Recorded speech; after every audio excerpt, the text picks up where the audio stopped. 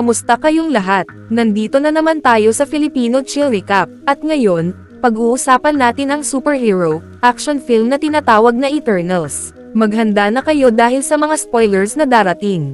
Sa simula, nilikha ng makapangyarihang nilalang na tinatawag na Celestials ang araw at iba pang anyo ng buhay, at naging payapa ang universe. Ngunit isang araw, lumitaw mula sa kailaliman ng kalawakan ang isang hindi natural na uri ng mandaragit na tinatawag na Deviants, at nagsimula silang wasakin ang lahat ng madaanan nila. Dinala ng pinuno ng mga Celestials na si Arishem ang isang grupo ng immortal na superhumans na kilala bilang Eternals mula sa planetang Olympia at ipinadala sila sakay ng barko nilang Domo papunta sa Earth. Sa Mesopotamia noong 5000 BC, isang grupo ng mga tao ang nangingisda nang bigla silang salakayin ng mga Deviants mula sa dagat. Sa mismong sandaling iyon, dumating ang Eternals para ipagtanggol sila gamit ang kani-kanilang kapangyarihan. Ginamit ni Icarus ang kanyang eye-beams at lumipad para labanan ang mga halimaw, habang si Makkari naman ay gumamit ng kanyang sobrang bilis para iligtas ang mga tao. Si Kingo ay nagpapakawala ng mga energy blasts mula sa malayo, samantalang si Athena at Gilgamesh ay lumilikha ng mga sandatang gawa sa enerhiya para lumaban ng harapan. Tinutulungan sila ni Sprite gamit ang kanyang mga ilusyon, at nagbibigay rin ng suporta si Phastos gamit ang kanyang mga makabagong imbensyon. Matindi ang labanan, at dahil sa mahusay na pagtutulungan ng Eternals, agad nilang napabagsak ang mga Deviants. Pagkatapos, ginamo ni Ajax ang anumang sugat na nakuha nila sa labanan. Natakot ang mga tao sa kanila at nagtangkapang umatake, ngunit mabilis na ginamit ni Droog ang kanyang mind controlling powers para pakalmayan sila. Pagkatapos, binago ni Cersei ang isang primitibong kutsilyo para maging tunay na makinis na metal bilang patunay na narito sila para tulungan ang sangkatauhan. Lumipas ang maraming taon, at sa kasalukuyan, ang mga Eternals ay namumuhay na parang ordinaryong tao sa gitna ng lipunan. Sa London, pumunta si Cersei sa klase kung saan dapat siya ang magbibigay ng aralin, pero nadatnan niyang ang nobyo niyang si Dane ang pumapalit sa kanya. Biglang yumanig ang lupa dahil sa isang malakas na lindol, kaya pinatakbo ni Cersei ang mga estudyante papunta sa ilalim ng mesa at ginamit ang kanyang kapangyarihan para pigilan ang isang tipak ng semento na muntik nang bumagsak sa isang estudyante. Sa kalapit na ilog, nakita ng isang aso ang isang Deviant na lumilitaw mula sa tubig.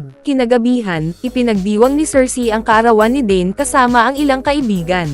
Gumamit si Sprite ng ilusyon para magmukhang mas matanda at may tago ang katotohanang tumatanda lang ang isip niya pero hindi ang katawan, ngunit nawawala ang ilusyon kapag hinawakan kaya agad niya itong isinuko. Niyaya ni Dane si Cersei na tumira na sa kanya, ngunit tinanggihan siya nito, kaya nagsimula siyang mag-isip kung may tinatago ba ito lalo na't laging may kakaibang sinasabi si Sprite. Pagkatapos ng handaan, naglakad pa uwi ang tatlo, ngunit bigla silang inatake ng isang napakalaking Deviant na nagngangalang Crow. Ginamit ni Cersei ang kapangyarihan niya para ikulong ito sa lupa, pero mabilis itong nakawala at tumakbo papunta sa kalsada. Gumawa si Sprite ng ilusyon na nagpaparami sa kanila ni Cersei para lituhin ang halimaw, pero nagulat sila nang malaman nitong matukoy kung sino ang tunay, isang bagay na hindi kayang gawin ng mga dati nilang kalaban. Nang muntik nang mapatay ni Crow si Sprite, dumating si Icarus para iligtas siya at nakipaglaban ng direkta sa Deviant. Sa tindi ng kanilang banggaan, natamba ang isang boss, at nagmadali si Cersei para baguhin ito at gawing mga talulot ng rosas para maiwasan ang trahedya. Muli silang nagulat nang makitang kaya rin palang pagalingin ni Crow ang sarili niyang sugat, pero kahit ganoon, malinaw na may lamang si Icarus, kaya tumakas ang Deviant papunta sa ilog.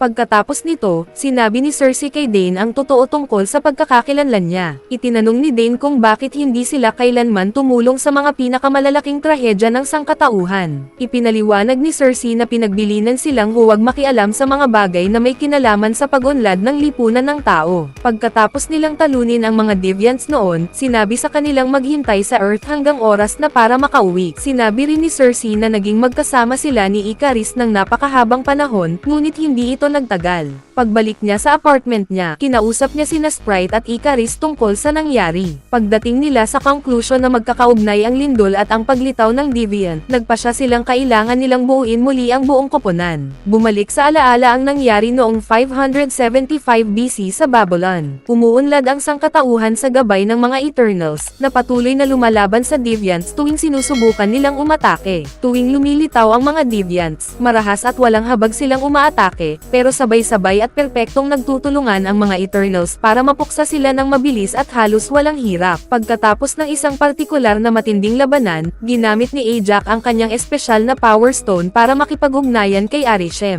Ipinahayag niya ang kanyang paggalang sa dakilang plano nito, ngunit hindi niya gusto ang maaaring kahulugan nito para sa mga tao. Sinabihan siya ni Arishem na huwag masyadong mapalapit sa mga tao at sundin lamang ang kanilang plano. Pagbalik ni Ajak sa kanilang tirahan kung saan namumuhay ang Eternals kasama ng lipunan, abala si Phastos sa pagbuo ng isang steam engine para makatulong sa sangkatauhan, at gumagamit si Sprite ng kanyang ilusyon para libangin ang mga bata sa pamamagitan ng mga kwentong nabubuhay sa harap nila. Gusto naman ni Droog gamitin ang kanyang mind control para pigilan ang mga away, ngunit pinagsasabihan siya ni Makari dahil bawal silang makialam.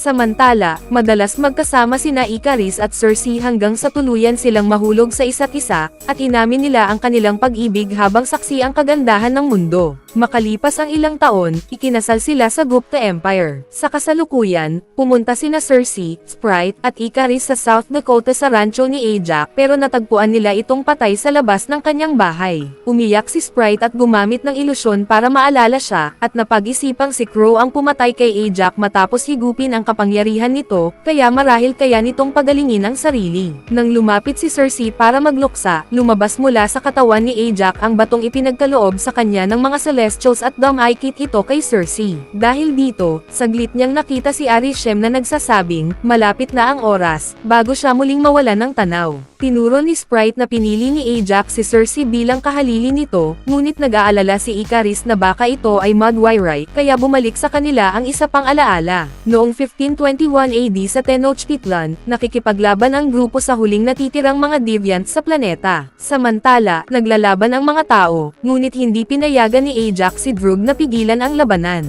Biglang nagkasakit si Tina at sinabing huli na ang lahat dahil malapit nang mamatay ang lahat. Nag-iba ang kanyang mga mata at bigla niyang inatake ang kanyang mga kaibigan, at nasaktan niya ang ilan sa kanila dahil sa gulat. Hinayaan ni Ajak na saktan siya nito para makalapit at gamitin ang kapangyarihan niya sa isip ni Tina para alisin ang kakaibang pag-ataking iyon. Ngunit, inatake pa rin siya ni Tina, kaya lumapit si Gilgamesh at nakipaglaban hanggang sa mapabagsak niya ito. Pagkapagising ni Tina at hindi maalala ang nangyari, nalaman nilang may Mudwyrite siya, isang kondisyon na dulot ng pagbangga-bangga ng napakaluma niyang mga alaala hanggang sa mabaliw siya. Walang lunas dito, ang tanging paraan para gumaling siya ay ang burahin ang buong isip niya at magsimula muli, bagay na nakikita ni Ajak bilang pinakamainam para sa kaligtasan ng lahat. Ayaw ng iba na mawala ang Tina na mahal nila, kaya sumigaw si Droog kay Ajak at kinwestiyon ang pamumuno nito. Pagod na siyang makita ang sangkatauhan na winawasak ang isa't isa habang hindi sila pinapayagang makialam, kaya bigla niyang ginamit ang kanyang kapangyarihan para ihinto ang digmaan at umalis upang tahakin ang sarili niyang landas, sinasabing ang tanging paraan para pigilan siya ay patayin siya. Inalok ni Gilgamesh na siya na ang mag-aalaga kay Tina, kaya pinayagan ni Ajak ang lahat na mamuhay kasama ng tao. Tapos na ang banta ng deviants, kaya pwede na nilang hanapin ang sarili nilang layunin habang naghihintay sa tawag mula sa kanilang tahanan. Balik sa kasalukuyan, bumiyahe sina Cersei, Sprite, at Ikaris papuntang Mumbai para hanapin si Kingo, na ngayon ay isang sikat na Bollywood superstar. Alam ni Karun, ang valet nito, ang kanyang sikreto at matagal na siyang kasama. Ikinwento ng tatlo kay Kingo ang mga nangyayari, at noong una ay tumanggi siyang sumama dahil gusto niya ang buhay na meron siya ngayon. Pero nakumbinsi siya ni Karun na maging bayani para sa lahat ng humahanga sa kanya, at pumayag pa itong sumama para i-record ang lahat na parang dokumentaryo. Lumipad sila sakay ng private jet ni Kingo papuntang Australia. Doon, ipinahayag ni Sprite ang inis niya kay Kingo dahil iniwan sila nito para sa kasikatan, pero ipinaliwanag ni Kingo na naging aktor siya dahil na-inspire siya sa mga kwentong ginagawa ni Sprite. Sa Australia, sinundan nila ang bakas ng mga pinatay na deviants hanggang matagpuan sina Tina at Gilgamesh sa isang tahimik na bahay sa Bukirin. Naging mahusay si Gilgamesh sa pagluluto at pag-aalaga ng bahay, habang si Tina naman ay gumugugol ng oras sa paggawa ng mga nakakakabahalang guhit. Nang makita ni Tina ang pagdating nila, nagkaroon siya ng panibagong pag-atake at sinubukang saktan sila, sinasabing malapit nang mamatay ang lahat sa planeta. Pinigilan siya ni Gilgamesh at nilinaw ni Sprite ang kanyang isipan gamit ang ilusyon para maalala nito kung sino siya. Sinuri ni Cersei ang mga guhit ni Thena at nalungkot dahil hindi niya makontak si Arishem, pero binigyan siya ni Gilgamesh ng lakas ng loob at pinaalalahan ng mas mahalagang makinig. Nag-relax si Cersei at sa wakas ay nag-activate ang bato, at lumitaw siya sa harap ni Arishem.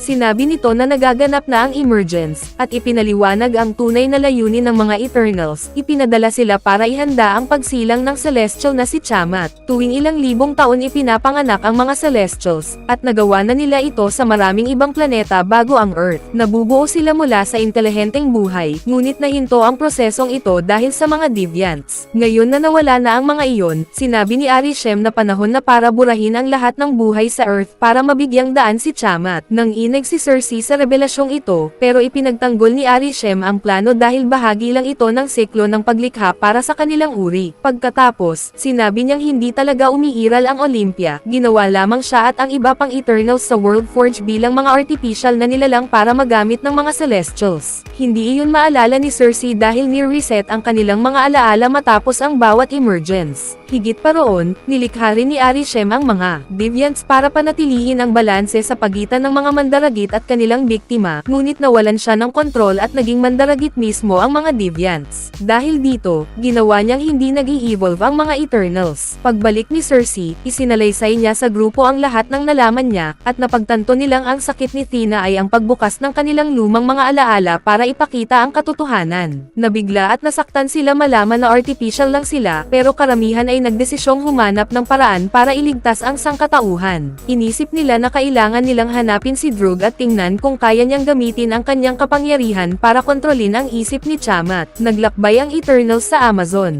Doon naninirahan si Droog sa isang nayon kung saan pinamumunuan niya ang isang komunidad na namumuhay sa ganap na kapayapaan. Ayaw niyang tumulong sa misyon ng iba dahil pakiramdam niya ay niloko sila, na ang buong pagkatao nila ay isang kasinungalingan. Kinagabihan, sinabi ni Kingo kay Sprite na nauunawaan niya ang nararamdaman nito dahil alam niyang umiibig ito kay Ikaris pero hindi niya may parating dahil sa kanyang anyong bata. Pinahahalagahan ni Sprite ang sinabi ni Kingo, hanggang mapansin niya na nagre-record si Caron, kaya binasag niya ang kamera. Tumawag si Cersei kay Dane para kumustahin siya, at nagselo si Ikaris habang pinapanood ito, dahilan para tanungin siya ni Cersei kung bakit niya siya iniwan noon. Bago pa man makapagpaliwanag si Ikaris, biglang lumitaw si Crow at dinagad siya palayo. Dumagsa pang mas maraming deviants sa nayon, kaya agad kumilos ang Eternals. Pinalakas ni Cersei ang isang gusali para pagtataguan ng mga tao, pagkatapos ay inihulog niya ang sandamakmak na puno sa mga deviants. Kontrolado ni Droog ang mga tao bilang isang nagkakaisang hukbo, pero mabilis siyang pinatigil ni Cersei at pinapanta ang mga tao sa ligtas na lugar. Nag-ipon ng enerhiya si Kingo para sa isang malakas na putok at pinasabog ang ulo ng isang deviant. Nakipaglaban si Ikaris kay Crow, na itinulak siya sa lupa para higupin ang kapangyarihan niya. Ngunit sumugod si Gilgamesh para siya ang humarap dito, at habang abala sila sa labanan, muling nagkaroon ng pag-atake si Thena at sinalakay si Ikaris. Napansin ito ni Gilgamesh kaya iniwan niya si Crow at nilapitan si Thena para pakalmayan, at nagawa naman niya. Pagkatapos nito, hinabol ni Ikaris ang isang lumilipad na deviant at pinabagsak ito sa nayon, kung saan marami siyang napatay gamit ang kanyang I-beams. May isang deviant ang umatake sa kanya mula sa likod, kaya sumaklolo si Cersei. Ikinagulat ng lahat ng baguhin niya ang deviant at gawing puno, isang bagay na hindi niya nagagawa dati. Nagpatuloy naman ang laban ni Gilgamesh laban kay Crow, ngunit dahil nababahala siya kay Thena, nakahanap ng pagkakataon si Crow para patayin siya at higupin ang kanyang kapangyarihan. Pagkatapos, nagbago ang anyo ni Crow at nagmukhang mas tao, at natutong magsalita ng English. Inakusahan niya ang Eternals bilang mamamatay tao, pero nang sumugod si Ikaris para labanan siya, tumakas si Crow. Tumakbo si Thena papunta kay Gilgamesh, na namatay sa kanyang mga bisig matapos sabihing huwag niyang kalimutan. Sa huli, sinunog nila ang katawan ni Gilgamesh at inihulog ni Thena ang kanyang abo sa ilog.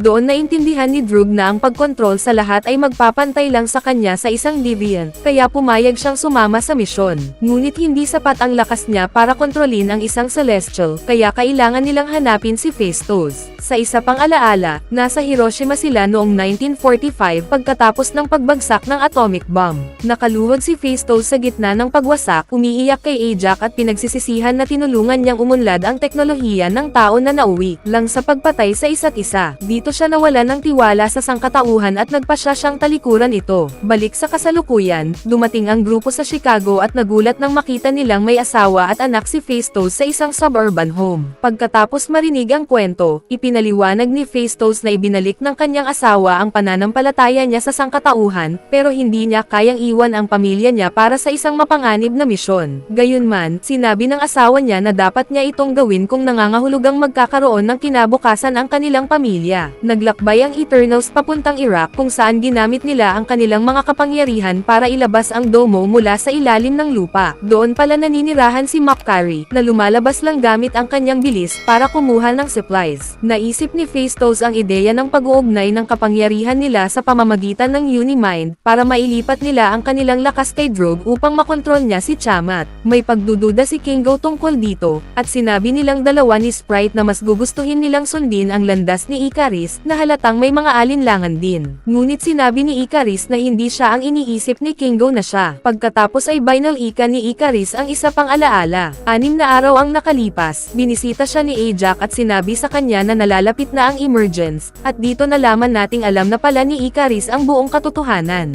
Ipinaliwanag ni Ajak na matapos niyang makasama ang mga tao ng matagal, naniniwala siyang hindi dapat ituloy ang misyon dahil napakaganda ng Earth at ng sangkatauhan. Pero sinabi ni Ikaris na may ipapakita siya. Dinala niya si Ajak sa Alaska, kung saan naglitawan ang mga deviants na matagal nang nagyayelo. Ipinaliwanag niyang natunaw ang glacier dahil umiinit ang core ng mundo sa paglapit ng emergence. Ipinahayag ni Ikaris na tapat pa rin siya kay Arishem, at itinulak niya si Ajak sa yelong lawa, kung saan agad siyang sinunggaban ni Crow at hinigop ang kapangyarihan niya. Dinala ni Ikaris ang katawan ni Ajak sa farmhouse para matagpuan ni Cersei. Sa sobrang lungkot, nakapagpakawala siya ng beams na nakapagsimula ng sunog. Balik sa kasalukuyan, sinabi ni Ikaris kay Cersei na mahal pa rin niya ito. Hinawakan ni Cersei ang kamay niya bilang pagdamay, ngunit hindi niya ito sinagot. Ilang sandali pa, naramdaman niyang uma-activate ang bato sa loob niya, hudyat na magsisimula na ang emergence. Pinuntahan ni Makari ang pinanggalingan ng emergence, at gamit ang kanyang bilis, nilaybot niya ang buong mundo hanggang natukoy niyang nasa isang aktibong bulkan sa Indian Ocean ito. Nagbihis ng armor si Ikaris at sinabing sanay hindi si Cersei ang pinili ni Ajak. Inatake niya ang main room at inamin na alam niya ang lahat simula pa noong umalis sila sa Babylon, at nadiskubre ng grupo na siya pala ang pumatay kay Ajak. Pagbalik ni Makari dala ang impormasyon, sinubukan siyang atakihin ni Ikaris, ngunit inako ni Kingo ang tama. Hindi na itinuturing ni Kingo si Ikaris bilang pinuno kaya gusto niya itong labanan, pero inihayag ni Sprite na kakampi siya kay Ikaris, at gumawa ng ilusyon para makatakas sila. Pagkatapos, sinabi ni Kingo na aalis na siya kasama si Caron, dahil hindi niya iniisip na mabuting ideya ang iligtas ang Earth, dahil sa pagsilang ng Celestials, natutulungan ang paglikha ng mga bagong planeta. Kailangan ng grupo ng bagong plano, at ipinaalala ni Droog na nagawa ni Cersei na gawing puno ang isang deviant. Ngunit nag-aalinlangan pa rin si Cersei dahil hindi niya alam kung bakit siya ang pinili ni Ajak. Ipinaliwanag ni Tina na ang isang pinuno ay nagpoprotekta sa mga mahal niya, at alam ni Ajak na mahal ni Cersei ang sangkatauhan mula pa noong unang araw. Handa nang lumaban, hinayaan ni Cersei si Phastos na kunin ang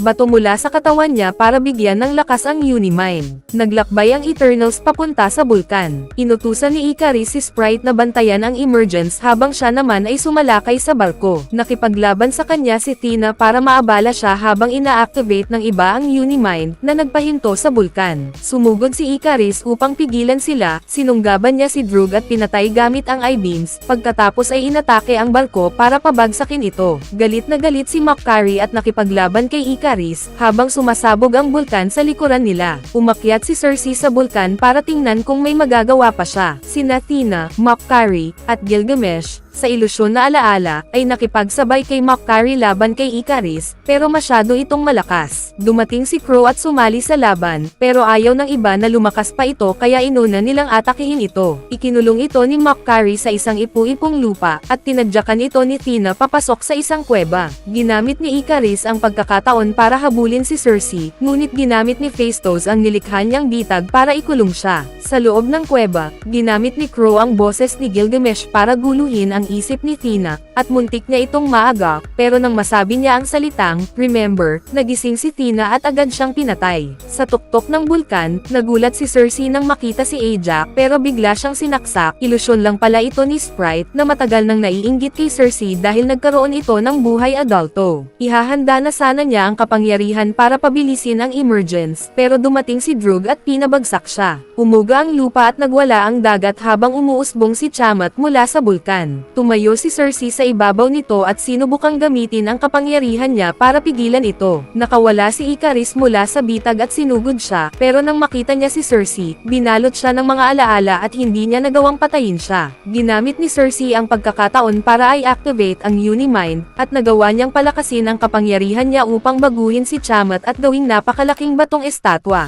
Napagtanto ni Ikaris ang kanyang pagkakamali, humingi siya ng tawad habang umiiyak, at lumipad papuntang kalawakan kung saan tinupok siya ng araw, tinutupad ang alamat ng kanyang pangalan. Nalungkot si Sprite sa pagkawala niya, pero may natira pang kapangyarihan si Cersei mula sa Unimind, kaya ginamit niya ito para alisin ang immortalidad ni Sprite upang makapamuhay siya bilang isang normal na tao. Nang matapos ang misyon, muling naghiwa-hiwalay ang Eternals. Sina Tina, Makari, at Droog ay umalis sakay ng Domo para hanapin ang iba pang Eternals, habang si Phastos bumalik sa kanyang pamilya, si Sprite pumasok sa boarding school, at si Kingo bumalik sa paggawa ng pelikula. Si Cersei naman ay muling sumama kay Dane, na tinanggap siya ng buo. Bigla na lang lumitaw si Arishem sa kalangitan at dinala sina Cersei, Kingo, at Phastos. Sinabi niyang alam niyang nagkanulo sila, kaya dadalhin niya sila para hatulan. Bago tayo magtapos ay isa shoutout muna natin si J. Mark Opiada, Judith Aguirre, Reynan Pasahol, Jamil Pagalanan, Tiffany Avelino, Bots TV from Qatar, Ellen A. Susana from Davao, Jerry Rock and Roll from Las Piñas City, Juan Tamadricap from Mindanao, at Reyna May Dabalos from Taguig City. Mag-subscribe na kung hindi ka pa nakasubscribe, pindutin na rin ang notification bell at like button para sa marami pang movie recap katulad nito, at mag-iwan ng comment down below. And as always, thank you for watching.